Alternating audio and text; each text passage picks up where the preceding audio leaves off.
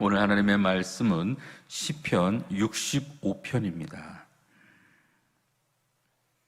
시편 65편 1절부터 13절까지 우리 한 목소리로 함께 읽도록 하겠습니다.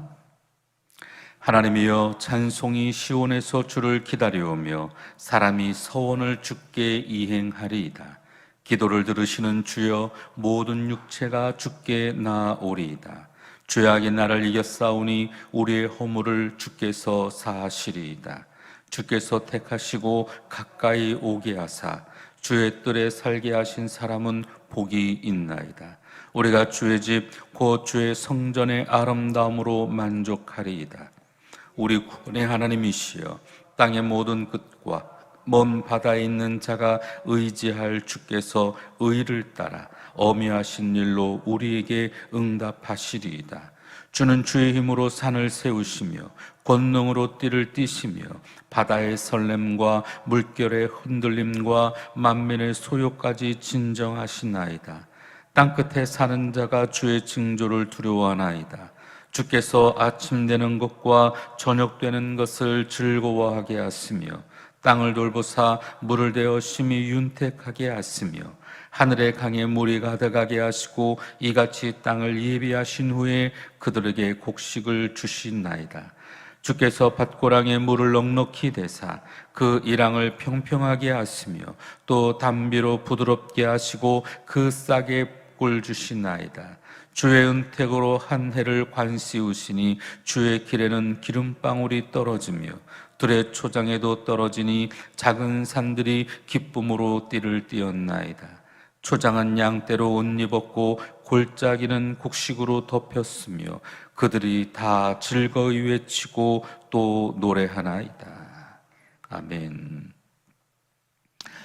오늘 이 65편은 시온 이스라엘 공동체를 위해 드리는 찬양시입니다. 처음부터 끝까지 하나님의 행하심과 그리고 그 은택을 노래합니다. 먼저 이 세 부분을 볼 수 있는데 1절부터 4절까지 보면 하나님은 성전의 하나님이시고 5절부터 8절에 보면 온 세상의 주인 되시는 하나님이시고 온 땅의 하나님이 되시고 그리고 시종일관 모든 것이 바로 하나님의 은혜요 역사임을 직접 노래합니다. 그래서 회중은 감사와 그 기쁨에 겨우 하나님 앞에 서 있음을 이야기하죠. 자, 먼저 우리 1절부터 4절에 보면 아름다운 시온의 복을 노래하고 있는데 1절에 이렇게 말합니다. 다윗은 하나님이여, 찬송이 시온에서 주를 기다리오며 사람이 소원을 주께 이행하리이다. 찬양은 하나님께 드리는 의롭고 그리고 마땅한 제사라고 선언합니다. 선언은 우리 소원이라고 하는 것은 기도가 그리고 응답되리라고 하는 바로 이 기대가 있다라는 거예요. 하나님은 기도를 들어주시는 분이시고 그래서 다윗은 자신의 모든 것을 맡기고 의심치 않는 신앙을 보여줍니다. 사실 이 새벽에 나와 예배하고 그리고 우리 주님께 기도하는 분들은 다 오늘 이 마음이라고 저는 생각이 듭니다.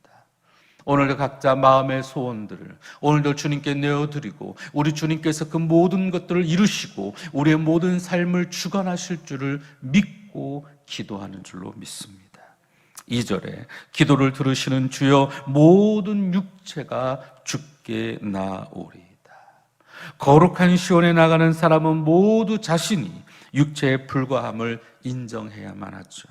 하나님은 언제나 겸손한 기도자, 낮아진 기도자의 그 간구에 귀를 기울이시기 때문에 그렇습니다.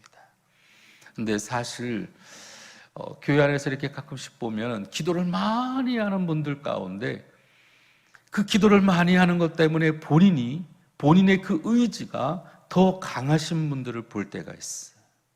내가 기도하고 나면 모든 것을 주님께 맡겨야 되는데 본인의 생각, 본인의 뜻, 본인의 의지가 더 강할 때가 있습니다. 하나님께서 주시는 말씀보다 오늘도 본인의 그 내면에서 주는 확신들이 크신 분들이 있어요. 여러분, 기도할 때는 더 겸손하게, 더 낮아지게, 기도라고 하는 것은 내가 강구해서 내가 이긴다는 것도 물론 필요하겠지만 하나님과의 인격적인 그 만남 속에 하나님이 내 안에 일하시고 역사하는 것을 기대하는 것입니다.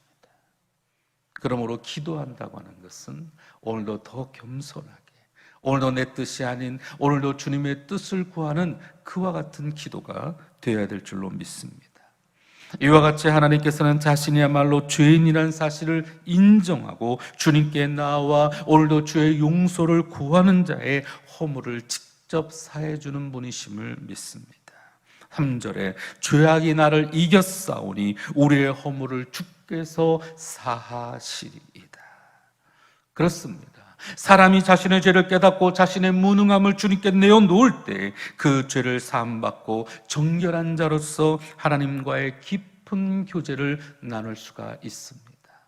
지난 시간에도 이야기했던 것처럼 우리가 기도할 때 제일 중요한 것 중에 한 가지는 바로 우리의 허물과 약한 것을 주님께 아뢰는 바로 회개가 필요합니다.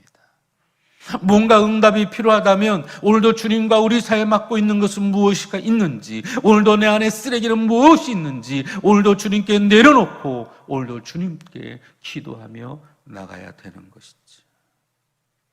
오늘도 나의 고집, 나의 자만, 그리고 나만을 생각하고 내 뜻을 더 주장했던 것이 있다면 주님께 내려놓고 주님의 온전하신 그 뜻을 구하는 저와 여러분이 되시기를 주의 이름으로 부탁을 드립니다. 이처럼 시온에는 하나님의 은혜가 가득 채워져 있습니다. 하나님께서 택하신 자들을 불러 그 뜰에 살게 하시고 그들이 누릴 그 복을 시온에 준비해 주셨다라는 거예요. 우리가 참 교오면 시온 그러는데 이 시온은 바로 이 다윗의 도시를 의미합니다. 다윗이 거하였고 그리고 그 아름다운 그곳, 오늘도 견고한 성과 같은 그 시온, 하나님의 임재를 상징합니다. 4절에 이렇게 말합니다. 주께서 택하시고 가까이 오게 하사 주의 뜰에 살게 하신 사람은 복이 있나이다. 우리가 주의 집 곧 주의 성전의 아름다움으로 만족하리이다. 주님을 얼마나 사랑하는지 오늘도 주의 그 성전을 밟고 그 성전에 살아가는 사람은 복이 있다라는 것입니다. 우리가 코로나로 인해서 아무리 우리를 두렵게 하는 일이 있다 할지라도 오늘도 주님을 사모하고 오늘도 주의 성전을 사모하고 그리고 오늘도 이 예배를 사모하여 오늘도 우리의 삶 가운데 예배하는 자에게 우리 주님은 함께해 주실 줄로 믿습니다. 주의 복을 누리는 사람은 그 찬양의 승기가 가득합니다. 자신들이 느끼는 부족함이 없는 만족함을 오늘 노래하지 않을 수가 없죠. 오늘도 내 인생 가운데 개입하시고 역사하시는 그 하나님의 은혜, 그래서 나는 연약하지만 오늘도 내가 주의 집, 오늘도 그 성전의 아름다움을 찬양을 통해 오늘도 주님께 시를 담아 노래하는 다윗을 바라보기를 주의 이름으로 부탁을 드립니다. 이처럼 시온 성전의 주인이신 하나님께서 회중들을 택해서 시온에 부르셨습니다. 그리고 부름받은 이들은 자신의 필요와 죄악을, 그 미약함과 실패를 오늘도 주님께 가감없이 내려놓고 하나님께서는 그들을 위해 계시고 그들을 위해서 자비를 베풀어 주시고 또한 그것을 인하여 기뻐하시고 그들의 필요를 채워주지 아니할 이유가 없죠. 하나님은 우리의 약하고 연약한 모든 것들을 채워주시기를 원합니다. 우리가 태어나면서부터 엄마 아빠 반가워 그리고 손 흔드는 아이는 없습니다. 그리고 아이가 자라가면서 그리고 성장하는 과정 가운데 부모 도움 없다고 손 딱 뿌리치면서 내가 이제부터 알아서 할게요, 이런 아이들도 없죠. 물론 나중에 이제 좀 머리가 좀 크고 나면 그러는 친구들도 있어요. 엄마 아빠가 좀 뭐라고 야단만 쳐도 엄마 아빠 그러면 안 되죠, 오히려 훈계하는 사람들도 있죠. 그런데 오늘 우리는 약하고 연약한 모든 것을 주님께 내려놓고 주님을 의지하고 그분께 모든 것을 맡기고 그분께 도움을 구하는 것들이 필요합니다. 제가 어렸을 때 그때 당시에 가장 유행했던 신발이 나이키였어요. 요즘도 나이키가 유행하는데 이 나이키 신발이 얼마나 정말 신고 싶었는지 제 딴에 용돈을 갖다가 모으고 모아도 안 되는 거예요. 그래가지고 좀 이것도 좀 하고 저것도 하고 나름 노력을 많이 해서 한 3분의 2 정도 모였을 때 제가 어머니께 좀 부탁을 했습니다. 어머니, 제가 이 나이키라는 신발을 신고 싶은데 제가 구두도 닦고 심부름도 하고 청소도 하고 그리고 용돈을 아껴가지고 때로는 차비도 아껴가지고선 걷고 그래서 이렇게 모았는데 더 이상 제가 힘들어요. 어머니 이 신발을 사는데 요만큼 모았으니까 좀 도와주시면 안 돼요? 그랬더니 저희 어머님이 물론 그때 당시에 형편이 막 넉넉한 건 아니었지만 기꺼이 흔쾌히 신발을 사주시더라고요. 그래서 신발을 딱 신고 왔는데 학교에 어떤 친구가 같은 반 친구가 똑같이 생긴 신발을 신고 온 거예요. 자존심이 좀 상하더라고. 똑같은 신발을 보니까. 우리 부모님들은 다 그러실 거예요. 처음부터 안 사준다고 그냥 땡깡을 부리고 발광을 하면 여러분 기분이 그렇죠. 근데 조금이라도 우리가 수고하고 애쓰고 노력하는 모습을 보인다면 우리 하나님도 여러분 기꺼이 모든 것을 채워주실 줄로 믿습니다. 우리가 이 새벽에 부르짖어 기도할 때 왜 우리 주님이 응답하지 않으시겠습니까? 우리 주님은 반드시 이 새벽에 도우시고 역사해 주실 줄로 믿습니다. 하나님은 세상의 하나님으로서 이스라엘을 구원하신 하나님이시고 이방인의 하나님이시며 초자연적인 힘으로 자신이 택한 그 백성들을 여리고성이 무너지듯 홍해바다가 갈라지듯 마라의 쓴물이 변하여 단물이 되시듯 권능의 하나님으로 우리 가운데 함께하고 있음을 믿으시기를 바랍니다.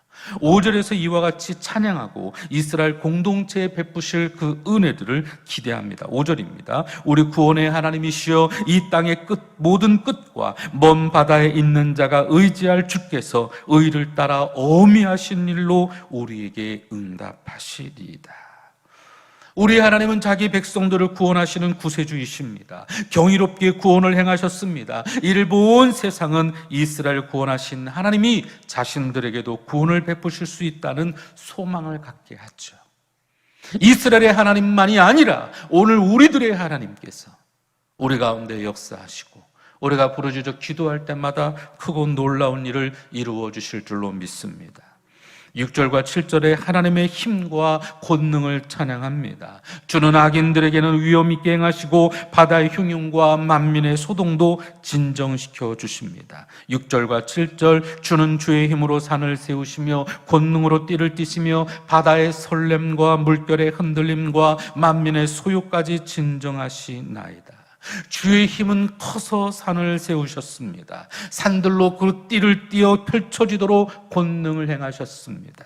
바다의 설렘과 물결의 흔들림으로 모두를 놀라게 하시고 만민들의 소동하며 떠들지만 주의 호흡에 놀라 모두가 순식간에 잠잠해집니다. 참 시편 기자가 얼마나 이렇게 멋진 글을 썼는지, 아무리 좀 세상에 정말 멋진 작가라고 어쩌면 이렇게 표현을 멋지게 할 수 있을까요? 어제 여러분 도봉산 보셨어요? 북한산 자락에 구름이 이렇게 자락자락게 넘어가는데 얼마나 맑고 깨끗한지 정말 말로 할 수 없이 멋있더라고요. 제가 도봉에서 이 멋진 광경을, 저 멀리 설악산의 울산바위가 부럽지 않고 저렇게 펼쳐져 있는 저렇게 높은 봉우리들 속에 하나님의 멋진 그 은혜들을 바라보게 돼요. 주님을 찬양합니다. 8절에 때가 되면 땅끝에 사는 자가 주의 징조를 보게 됩니다. 그 징조에 두려움을 느끼고 당황하여 할 거라는 거예요. 8절에 땅끝에 사는 자가 주의 징조를 두려워하나이다. 주께서 아침 되는 것과 저녁 되는 것을 즐거워하게 하시며 이스라엘의 하나님께서 택하신 그 백성을 구원하심으로 온 우주의 지배자가 바로 자기 자신인 것을 드러내십니다. 그래서 우리가 잘 알고 있는 것처럼 시편 113편 3절에 해 돋는 데부터 해 지는 데까지 야훼의 이름이 찬송을 받으시듯 오늘도 이 새벽에 우리가 기도하고 찬양할 때 우리 주의 영광이 드러나게 될 줄로 믿습니다. 창조주 되신 하나님께서 이스라엘을 구원하시고 온 세계를 다스리시고 그리고 심판하실 그 모든 것들을 보여주십니다. 모든 사람들이 창조주 되신 하나님을 두려워하고 또 이들 가운데 하나님의 구원을 앙망하는 일들이 생겨나게 되고, 요즘처럼 코로나로 인해서 예배를 우습게 생각하고 교회가 정말 초라하게 만들어지는 이 여러 가지 상황들 가운데 여전히 하나님은 살아있어서 오늘도 이 주의 말씀들처럼 오늘도 주의 영광을 드러내시고 인도하실 줄로 믿습니다. 하나님은 결코 잠잠하지 아니하시고 오늘도 우리 가운데 함께 하시고 믿는 자들에게 주시는 영적인 축복과 그 은혜들을 지금도 일하고 역사하시는 줄로 믿습니다. 창조주이신 하나님은 창조의 그 계획에 따라 지금도 섭리하시고 창조 세계에 굳건하게 하나님은 역사하시고 인도하는 줄로 믿습니다. 각 나라와 족속들이 저마다의 땅에 맡기셨지만 그리고 하나님의 뜻대로 맡은 땅들을 잘 지키고 그리고 그것을 보존하고 오늘도 하나님은 일하고 역사하시는 줄 믿으시기를 바랍니다. 더 망가지고 더 악해지기 전에 우리 주님께서는 종종 특별하게 역사하시고 창조의 세계를 그의 손 가운데 움직이시는 줄 믿으시기를 바랍니다. 저는 코로나도 마찬가지라고 믿습니다. 이 세계가 더 나빠지기 전에 우리 주님께서는 그렇게 일하고 계심을 믿습니다. 뿐만 아니라 하나님은 필요에 따라 비옥한 땅과 강에 물을 대시고 곡식을 주시고 싹을 나게 하시고 하나님의 자비로운 그 모든 행위 통해 겸손히 하나님을 찾는 자에게 큰 은혜를 맛볼 수 있는 기회를 주시는 줄 믿습니다. 9절에 땅을 돌보사 물을 대어 심히 윤택하게 하시며 하나님의 강에 물이 가득하게 하시고 이같이 땅을 예비하신 후에 그들에게 곡식을 주시나이다. 여기서 하나님의 은혜가 물이라고 하는 것에 초점을 맞춰주고 있어요. 이 물이라고 하는 것은 계절에 따라 비에 의존하는 풍요와 생산성을 대변하는 개념이기도 한데요. 비가 오면 곡식은 자라고 풀밭과 그리고 목초지는 우거지고 가축들은 그 풀을 뜯고, 비를 내리게 하는 이 근원은 오늘 성경에 보니까 하나님의 강이라고 표현되어 있어요. 하늘의 초소인 하나님의 산에서 발원하는 신비롭고 마르지 않는 시내와 같이 오늘도 주님께서 주시는 그 모든 것들이 흐르고 흘러 오늘도 우리를 승기롭게 그리고 우리의 삶을 윤택하게 그리고 우리를 더욱더 살맛나는 기쁨으로 인도해 주실 줄로 믿습니다. 10절에 이렇게 말합니다. 주께서 밭고랑에 물을 넉넉히 대사 그 이랑을 평평하게 하시고 또 담비로 부드럽게 하시고 그 싹에 복을 주시나이다. 밭고랑을 적시고 이랑을 평평하게 하시니가 주님이십니다. 담비를 내려주시는데 싹마다 복을 베풀어 주시는 이도 바로 우리 주님이시라는 거예요. 11절 12절에 보면 비는 복의 표상이고 주의 은택이 해마다 땅을 비옥하게 하고 거기에 기름진 소산으로 주님께서 임하였을 때 또 그 기쁨이 오늘도 충만하다고 찬양합니다. 우리 11절 12절 같이 봅니다. 주의 은택으로 한 해를 관시우시니 주의 길에는 기름진 것으로 기름방울이 떨어지며 들의 초장에도 떨어지니 작은 산들이 기쁨으로 띠를 띄었나이다. 주님께서 임하사 다녀가신 그 길에는 기름진 것들로 기름방울이 떨어진다라고 노래하고 있습니다.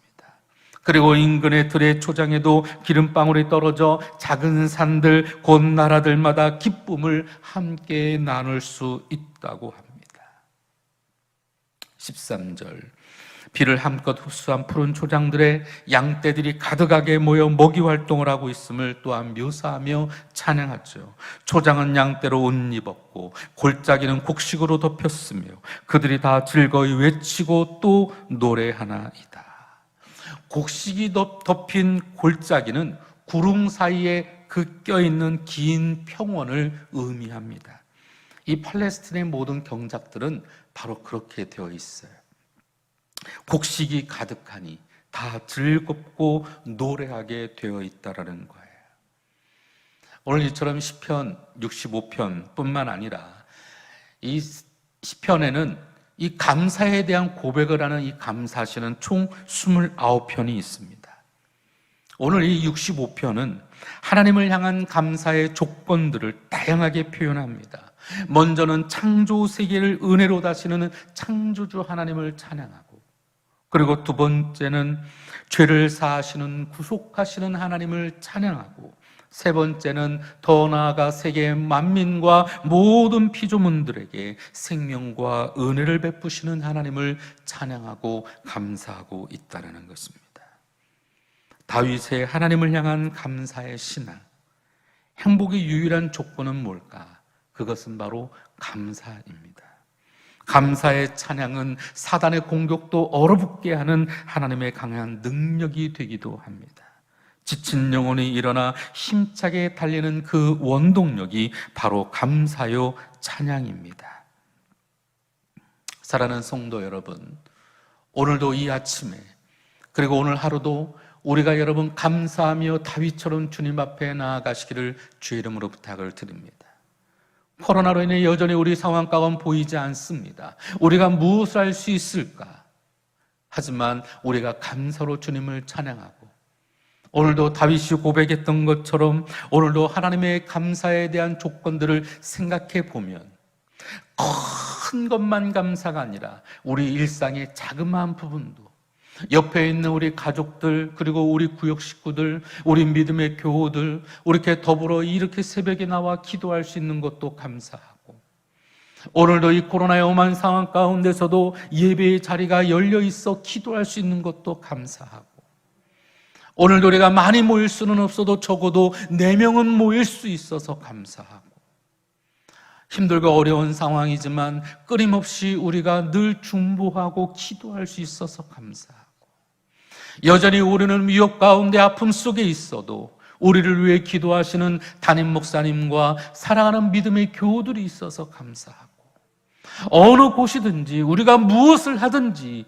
우리와 늘 함께 더불어 동행하시는 좋으신 하나님이 계심을 우리는 감사하지 않을 수 없습니다. 우리 주변의 환경도, 눈에 보여지는 저 멋진 산도, 그리고 우리 중간에 흐르는 아름다운 저 중량천도, 그리고 우리 중간에 늘 분주한 일상이지만 그러나 삶의 작고 소소한 부분들도 우리 가운데는 늘 감사할 내용입니다.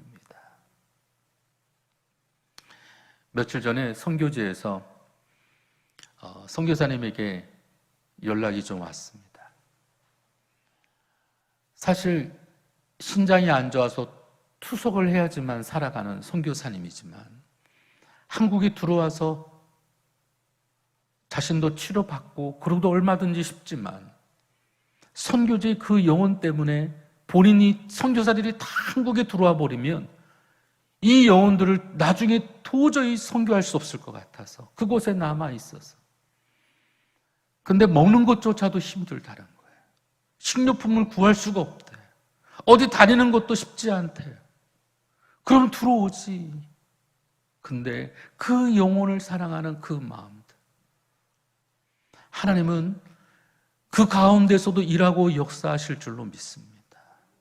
우리 가운데 감사의 그 기쁨들은 바로 그런 거예요.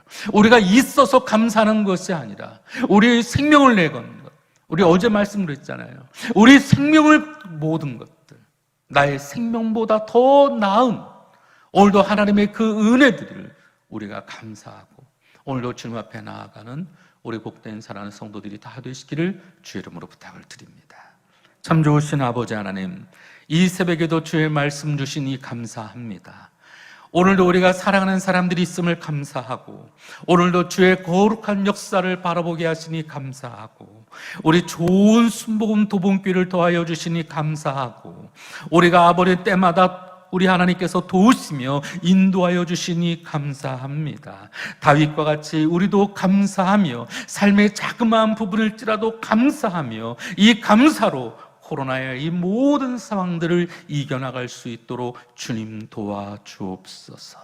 예수님의 이름으로 간절히 기도드리옵나이다.